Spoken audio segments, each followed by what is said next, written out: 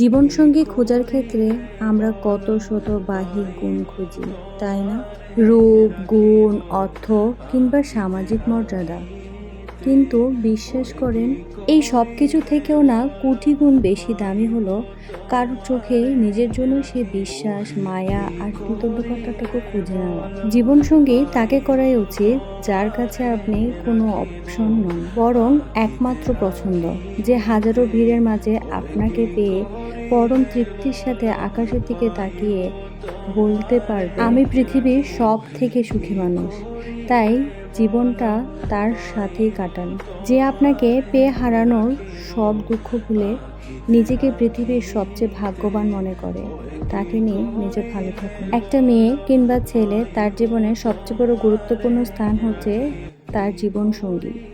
মানুষ ধীরে ধীরে তার পরিবারের কাছ থেকেও দূরে সরে যায়, আত্মীয় স্বজন, ভাই বোন, কিন্তু পাশে শুধু একটা মানুষই থাকে।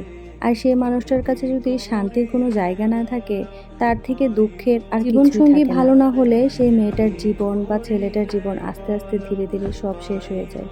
আমরা রূপ, গুণ সব কিছু দিয়ে বা বাবার টাকা দিয়ে সব কিছুই বিচার করি। আসলে কিন্তু আপনি যাকে নিয়ে ভালো থাকবেন, সেই মানুষটার মন আপনার সাথে মিলল কিনা সেটা দেখেই জীবনে জীবনসঙ্গী যাচাই করা উচিত। কখনো কারোর ওপর বোঝা চাপিয়ে নিজের জীবনসঙ্গী কে খুঁজে নেবেন না। এটাতে আপনি হয়তো অসুখীও হতে পারেন। আঁখিতে আঁখিতে ওই কি করিলে